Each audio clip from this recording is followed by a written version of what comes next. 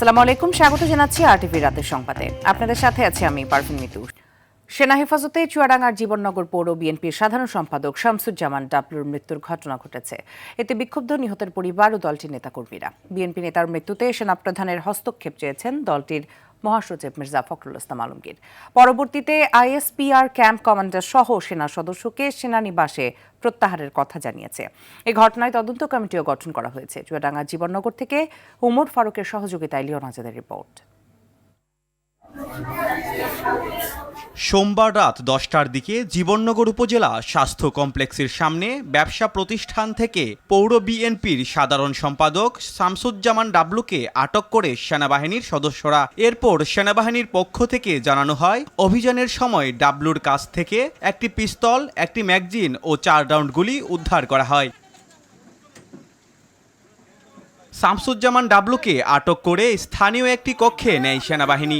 এরপর রাত 12:30টার দিকে অসুস্থ অবস্থায় তাকে জীবননগর উপজেলা স্বাস্থ্য কমপ্লেক্সে নেওয়া হলে কর্তব্যরত চিকিৎসক তাকে মৃত ঘোষণা করেন। কিন্তু তার পরিবারের দাবি, আটক করার পর তাকে পরিকল্পিতভাবে নির্যাতন করে হত্যা করা হয়েছে। তাকে পরিকল্পিতভাবে হত্যা করা হয়েছে। আমার 3টা মাসুম বাচ্চাকে পিতাহারা করা হয়েছে। আমি তাদের সঠিক বিচার চাই। আমি আমার আব্বুর হত্যার বিচার চাই। ভালোভাবে ডেকে হাসতে হাসতে ডেকে নিয়ে গিয়েছে। ডেকে নিয়ে গিয়ে তাকে মারা হয়েছে। আশেপাশে কাউকে যেতে দেয়নি। ডাবলুর মৃত্যুর খবর ছড়িয়ে পড়লে জীবননগর উপজেলা স্বাস্থ্য কমপ্লেক্সের সামনে বিএনপি ও অঙ্গ সংগঠনের নেতাকর্মীরা বিক্ষোভ শুরু করেন এবং তাদের দাবি, এটা মৃত্যু নয়, এটা হত্যা। যতক্ষণ না পর্যন্ত এর সুষ্ঠু তদন্তের মাধ্যমে একটা সুষ্ঠু বিচার কার্য সম্পন্ন না করবে, আমাদের প্রাণপ্রিয় নেতা জনাব শামসুজ্জামান ডাবলুর এই হত্যাকাণ্ডের এই বিচার না হওয়া পর্যন্ত আমাদের আন্দোলন চলবে। আমরা তীব্র নিন্দা জানাচ্ছি।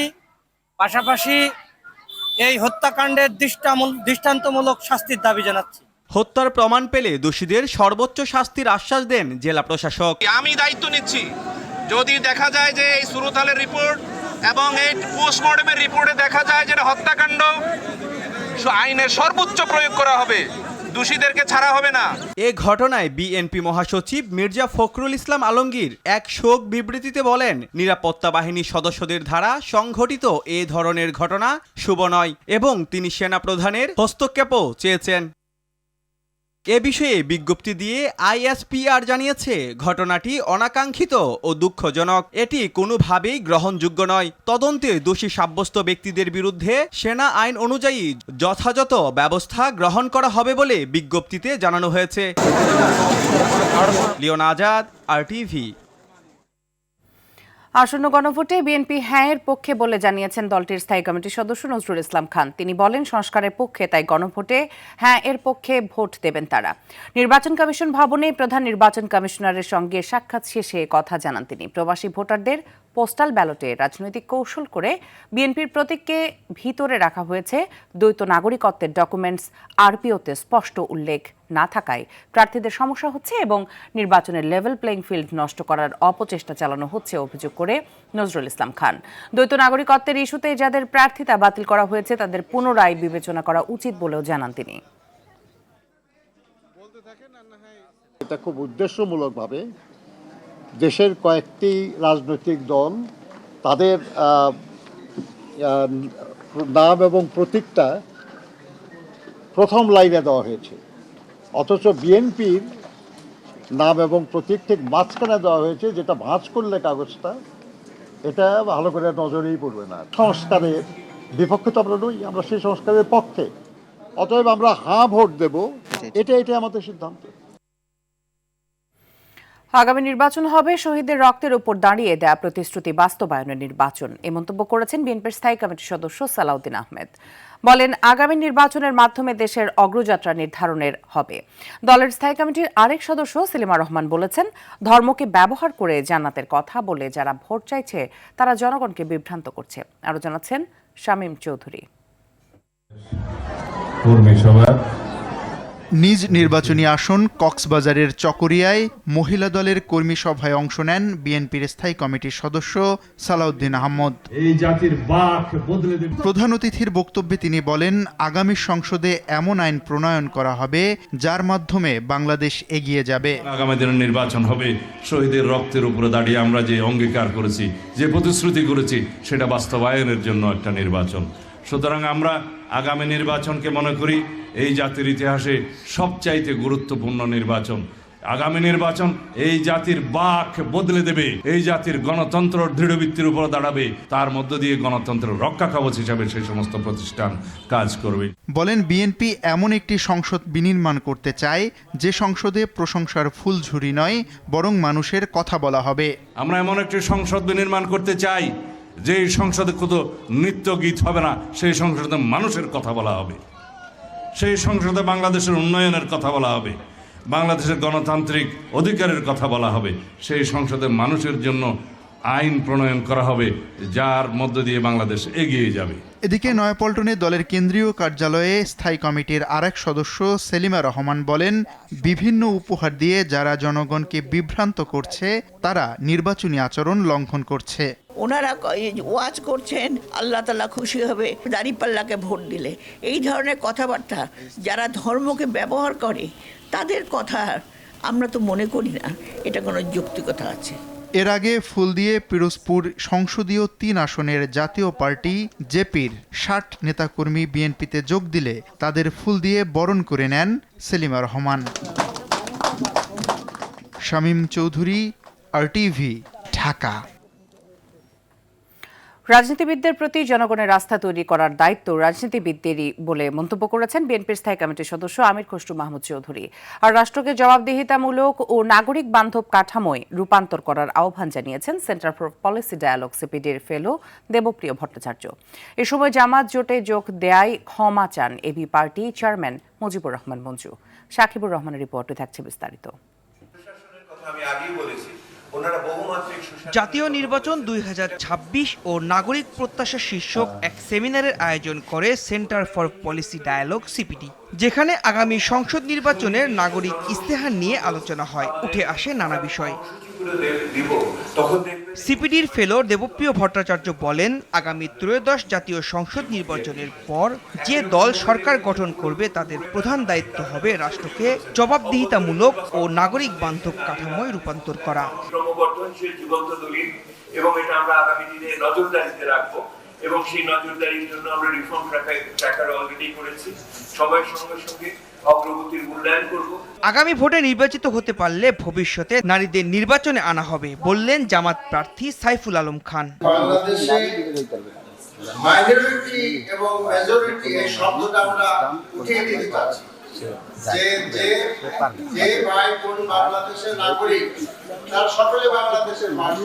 জামায়াত নেতৃত্বাধীন 11 দলীয় জোটে যোগ দেয়ায় ব্যর্থতা স্বীকার করে ক্ষমা চান এবি পার্টির চেয়ারম্যান মুজিবুর রহমান মঞ্জু। ক্ষমা প্রার্থনা। আপনারা জানেন যে আমরা একটা নতুন রাজনীতি, নতুন বন্দোবস্তের কথা বলেছিলাম, কিন্তু শেষ তো পুরানো বন্দোবস্তের মধ্যে আমাদেরকে ঢুকে যেতে হয়েছে। সদ্য এনসিপি থেকে পদত্যাগ করে স্বতন্ত্র নির্বাচনের কারণ তুলে ধরেন তাসনিম জারা। পুরনো রাজনৈতিক বন্দোবস্ত আর গ্রহণ করতে প্রস্তুত নয়, এই পরিবর্তনের আকাঙ্ক্ষা থেকে দল থেকে সরে এসেছে বলে উল্লেখ করেন তিনি। People want change and people don't want to go back to the old ways. অনেকগুলো সীমাবদ্ধতা অবশ্যই আছে বিদ্যমান ব্যবস্থায়, কিন্তু মানুষের আকাঙ্ক্ষা এবং বর্তমান ব্যবস্থা is not being able to deliver. There is a big gap and whoever is able to close that gap will win the hearts of people. জনগণের প্রতি আস্থা তৈরির দায়িত্ব রাজনীতিবিদদের বলে জানান বিএনপির স্থায়ী কমিটির সদস্য আমির খসরু মাহমুদ চৌধুরী। রাজনীতিবিদদের উপর আস্থা সৃষ্টি করার দায়িত্ব হচ্ছে রাজনীতিবিদদের, এটা তার কেউ করতে পারবে না। আপনি যে অ্যাকাউন্টেবল হবেন এই কথাটা আমি কেন বলছি, এত কথা বলতে আমি একটা কথা গুরুত্ব দিচ্ছি অ্যাকাউন্টেবিলিটির। দেশের মানুষের মনোজগতে পরিবর্তন এসেছে, যেসব রাজনৈতিক দল তা ধারণ করতে পারবে না তাদের রাজনীতিতে কোনো ভবিষ্যৎ নেই বলে জানান খসরু। সাকিবুর রহমান, RTV, ঢাকা। গণভোটে না জয়যুক্ত হলে গণ অভ্যুত্থান ব্যর্থ হবে বলে মন্তব্য করেছেন জাতীয় নাগরিক পার্টির আহ্বায়ক নাহিদ ইসলাম। রাজধানী বাংলা মোটরে এনসিপির কেন্দ্রীয় কার্যালয়ের সামনে গণভোটের প্রচারণার লক্ষ্যে ক্যারাভ্যান উদ্বোধনের সময় তিনি এই মন্তব্য করেন। নাহিদ ইসলাম বলেন, দলমত নির্বিশেষে সবার দায়িত্ব গণভোটে হ্যাঁ এর পক্ষে ভোট দেয়া। তাদের দলকে ভোট না দিলেও সবাইকে গণভোটে হ্যাঁ জয়যুক্ত করার আহ্বান জানান তিনি। গণভোটে এনসিপি হ্যাঁ এর পক্ষে অবস্থান করবে বলে জানান নাহিদ ইসলাম। হ্যাঁ এর পক্ষে অবস্থান নিচ্ছি এবং জনগণকে আমরা হ্যাঁ এর পক্ষে আহ্বান জানাচ্ছি। আমরা বলছি, যদি আমাদেরকে পছন্দ না হয়, যদি আমাদেরকে ভোট আপনারা নাও দেন, কিন্তু অ্যাটলিস্ট হ্যাঁ এর পক্ষে আপনারা ভোট দিবেন। দল মত নির্বিশেষে আমাদের প্রত্যেকের দায়িত্ব এই হ্যাঁ এর পক্ষে ভোট দেওয়া। যারা গণভোটে না ভোটের ক্যাম্পেইন করবে, দেশের মানুষ তাদেরকে লাল কার্ড দেখাবে বলে মন্তব্য করেছে ডাকসুর ভিপি সাদিক কায়েম। শাকসু সহ কয়েকটি বিশ্ববিদ্যালয়ের ছাত্র সংসদ নির্বাচনের বিষয়ে আলোচনা করতে সন্ধ্যায় প্রধান নির্বাচন কমিশনারের সঙ্গে সাক্ষাৎ শেষে এসব কথা বলেন তিনি। সাদিক কায়েম বলেন, নিরাপত্তার অজুহাতে ছাত্র সংসদ নির্বাচন বন্ধ করার কোনো যৌক্তিকতা নেই। বিষয়টি নির্বাচন কমিশনকে অবহিত করা হয়েছে। কমিশন নির্বাচন করার ব্যাপারে সহযোগিতা করবেন বলেও জানিয়েছেন তিনি। এই সময় তিনি বলেন, নির্বাচন কমিশন যেন এমন কোনো হঠকারী সিদ্ধান্ত না নেয় যাতে মানুষের আস্থা হারায়। কোনো হঠকারী সিদ্ধান্ত ছাত্র সমাজ মেনে নেবে না বলেও হুঁশিয়ারি করেন তিনি।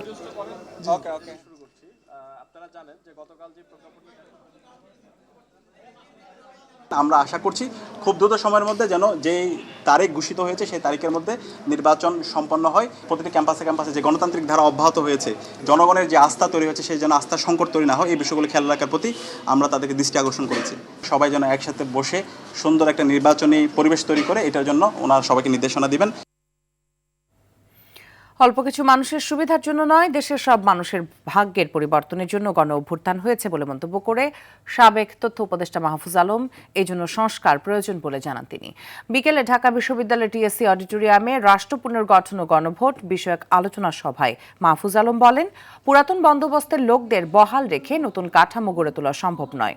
রাজনৈতিক দলগুলোর উদ্দেশ্যে তিনি বলেন, ২৪-এর গণ অভ্যুত্থান অনেক দূর এগিয়ে গেলেও রাজনৈতিক দলগুলোর ভূমিকায় তা আবারও পিছিয়ে যাচ্ছে। এনসিপির মুখ্য সমন্বয়ক নাসির উদ্দিন পাটোয়ারি বলেন, সব রাজনৈতিক দল মিলে রাষ্ট্র সংস্কারে গণভোটে হ্যাঁ জয়যুক্ত করতে হবে। গণভোটে হ্যাঁ জয়যুক্ত না হলে ন্যূনতম সংস্কার বাস্তবায়ন না হওয়ার আশঙ্কা প্রকাশ করেন তিনি।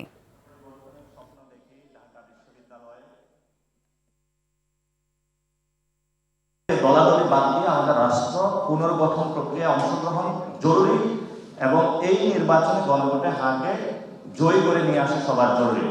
পুরাতন বন্দোবস্তের কাছে সমর্পণ করে কোনো নতুন বন্দোবস্ত সম্ভব। আমরা যদি সাহস করতে পারতাম, আমরা যদি যে সাহস আমাদের 5 আগস্টের আগের দিনও ছিল, সেই সাহসটা যদি আজকেও থাকতো, ইনক্লুডিং মাইসেলফ, তাহলে আমরা যে নতুন বন্দোবস্ত করতে পারতাম।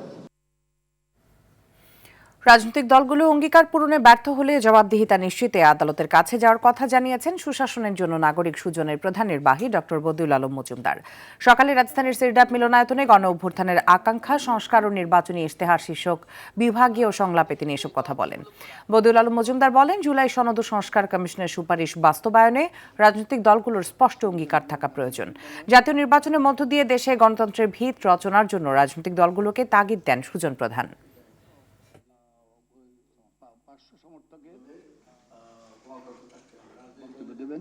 এবং তারা যদি এরপরে বক্তব্য দিয়ে যে অঙ্গীকার করেন, এই অঙ্গীকার যদি তারা বাস্তবায়ন না করেন, তাহলে আমরা ভবিষ্যতে হয়তো কোনো নাগরিক আদালতেও যেতে পারে, কারণ এটা একটা চুক্তি, ইট শুড বি জাস্টিসেবল।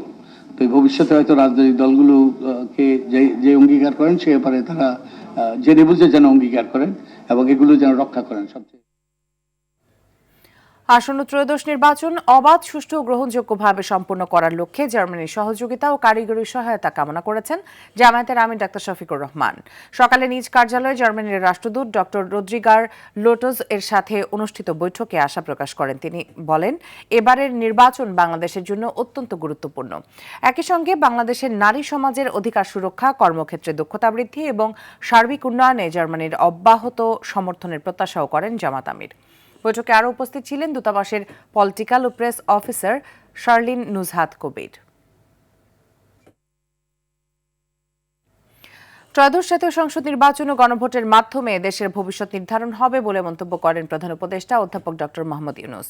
সকালে উচ্চশিক্ষার ভবিষ্যৎ দিক নির্দেশনা নিয়ে দক্ষিণ এশীয় আঞ্চলিক সম্মেলনের উদ্বোধনী অনুষ্ঠানে এসব কথা বলেন তিনি। এ সময় প্রধান উপদেষ্টা বলেন, দেশের শিক্ষা ব্যবস্থার চাকুরি খোঁজা কেন্দ্রিক, কিন্তু শিক্ষার্থীদের চাকুরির বাজার তৈরিতে গুরুত্ব দিতে হবে। সর্দার রাজীবের রিপোর্টে থাকছে বিস্তারিত। সার্কভুক্ত দেশগুলোর উচ্চশিক্ষার বর্তমান অবস্থা ও ভবিষ্যৎ দিক নির্দেশনা নিয়ে ঢাকায় দক্ষিণ এশিয়া আঞ্চলিক সম্মেলন অনুষ্ঠিত হচ্ছে। মঙ্গলবার রাজধানীর একটি হোটেলে 3 দিনব্যাপী এই সম্মেলনের উদ্বোধন করেন প্রধান উপদেষ্টা অধ্যাপক ডক্টর মোহাম্মদ ইউনূস। অনুষ্ঠানে প্রধান উপদেষ্টা বলেন, দক্ষিণ এশিয়ায় উচ্চশিক্ষার উন্নয়নে শক্তিশালী নেটওয়ার্ক গড়ে তোলা প্রয়োজন। এছাড়াও তিনি শিক্ষার্থীদের চাকরি খোঁজাকে গুরুত্ব না দিয়ে চাকরির বাজার তৈরিতে গুরুত্ব দেওয়ার কথা বলেন। শিক্ষার্থীদের শুধু চাকরির বাজারে প্রবেশের জন্য তৈরি করলে চলবে না, তাদের এমনভাবে গড়ে তুলতে হবে যেন তারা নিজেরাই নতুন কর্মসংস্থানের সুযোগ সৃষ্টি করতে পারে। উদ্যোক্তা হওয়ার মানসিকতা, নতুন ধারণা বাস্তবায়নের সাহস এবং সৃজনশীল চিন্তা, এই গুণগুলো শিক্ষা ব্যবস্থার মাধ্যমে বিকশিত হওয়া প্রয়োজন। এ সময় তিনি আরো বলেন, জুলাই সনদ বাস্তবায়নের মাধ্যমে বাংলাদেশের ভবিষ্যৎ উজ্জ্বল হবে। এবারের নির্বাচনে তরুণদেরও অনেকেই বিজয়ী হবে। তরুণরা রাজনীতি করছে, আমি আশা করি তাদের অনেকেই নির্বাচনে জয়ী হবে। জুলাই চার্টার তৈরি হয়েছে, এখন নির্বাচনের সময়, নির্বাচন সন্নিকটে। আমি মনে করি আগামী ফেব্রুয়ারির জাতীয় নির্বাচন ও গণভোটের মাধ্যমেই নির্ধারিত হবে ভবিষ্যতের বাংলাদেশ।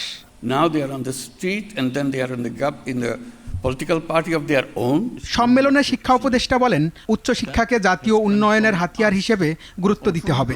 এর জন্য শিক্ষা প্রতিষ্ঠানগুলোতে গবেষণা কার্যক্রম বাড়াতে হবে। রাষ্ট্রীয়ভাবে উচ্চশিক্ষার প্রতি গুরুত্ব দিতে হবে। বিশ্ববিদ্যালয়গুলোতে গবেষণা কার্যক্রম বাড়াতে হবে। শিক্ষার্থীদের কৃত্রিম বুদ্ধিমত্তা, এআই সমন্বয়, স্মার্ট লার্নিং ইকোসিস্টেম সম্পর্কে ধারণা দিতে হবে। কারণ শিক্ষার উন্নয়ন ছাড়া সামাজিক ও অর্থনৈতিক উন্নয়ন সম্ভব নয়। বাংলাদেশ সরকার ও বিশ্ব ব্যাংকের অর্থায়নে higher education acceleration and transformation প্রকল্পের আওতায় এই সম্মেলন অনুষ্ঠিত হচ্ছে। সর্দার রাজীব, RTV, ঢাকা। আসন্ন নির্বাচনে প্রার্থীদের মনোনয়নপত্র নিয়ে রিটার্নিং কর্মকর্তাদের সিদ্ধান্তের বিরুদ্ধে চতুর্থ দিনে 70 জনের আপিল শুনানিতে 53টি আপিল মঞ্জুর হয়েছে।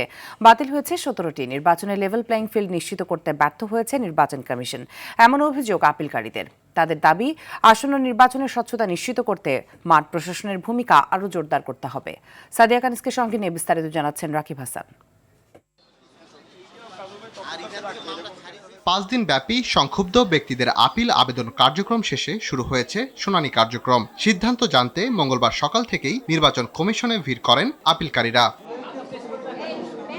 এদিন 2 ভাগে 70 জনের আপিল শুনানি হয়। এর মধ্যে 53 জনের আপিল মঞ্জুর করেছে ইসি, আর নানা কারণে 17 জনের আপিল নামঞ্জুর করা হয়েছে। তবে নামঞ্জুর করাদের মধ্যে 2 জন প্রার্থীদের মনোনয়ন বৈধ থাকবে।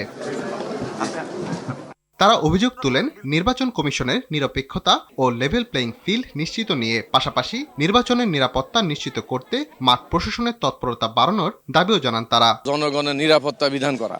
আপিল নামঞ্জুর হওয়া প্রার্থীদের দাবি, তাদের সাথে বৈষম্য করা হয়েছে। আমার কাছে মনে হচ্ছে কেউ একজন এটার মধ্যে কিছু একটা করেছে। এই কমিশন কেন আমাকে দিল না তা আমি জানি না।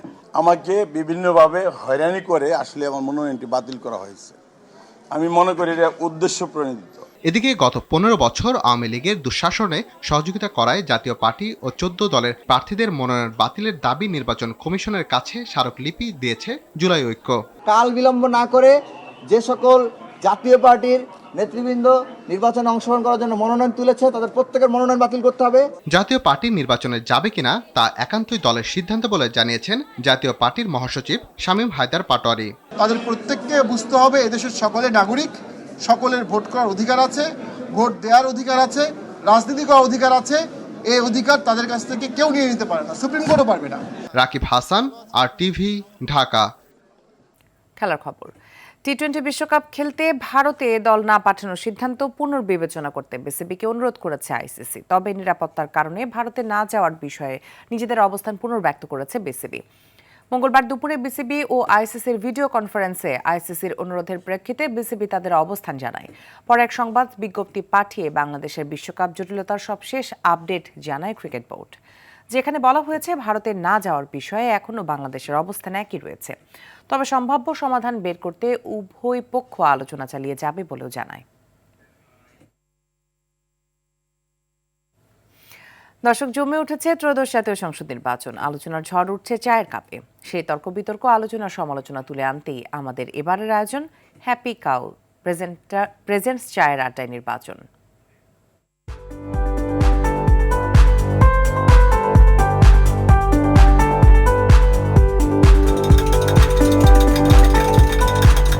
দর্শক, হ্যাপি কাউ চায়ের আড্ডায় নির্বাচন এবারের পর্বে আমি পলাশ সাহা আছি আপনাদের সাথে। ঘনিয়ে আসছে জাতীয় সংসদ নির্বাচন, জমে উঠেছে আলোচনা সমালোচনা। তাই নিয়ে এবার আমি উপস্থিত লক্ষ্মীপুর 3 সদর আসনে। এলো instant milk powder happy cow, যেমন সাশ্রয়ী তেমনি পুষ্টিগুণে ভরপুর। হ্যাপি কাউ, গরুর দুধের স্বাদ সবাই পাক।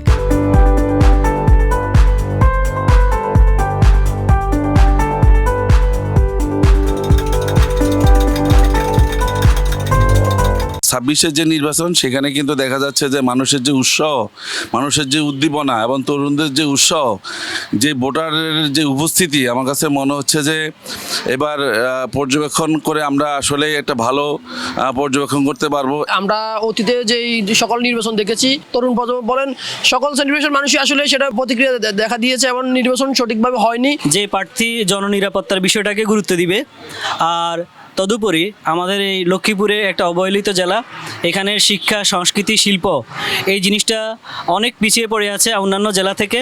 তো যে প্রার্থী বেশি আগ্রহ দেখাবে এবং যে প্রার্থী আমাদের তরুণ প্রজন্মের চাহিদাকে, মননকে গুরুত্ব দিবে, আমরা অবশ্যই সেই প্রার্থীটাকেই বেছে নেব। নির্বাচন কমিশনের যে দায়িত্বে যারা আছে তাদেরকে ম্যাজিস্ট্রেসি পাওয়া দিতে হবে, তাহলে নির্বাচনটা যেমন আরও নিরপেক্ষ হবে তেমনই সকলের কাছে গ্রহণযোগ্য হবে। দীর্ঘদিন মানুষ তাদের ভোটাধিকার প্রয়োগ করতে পারেনি।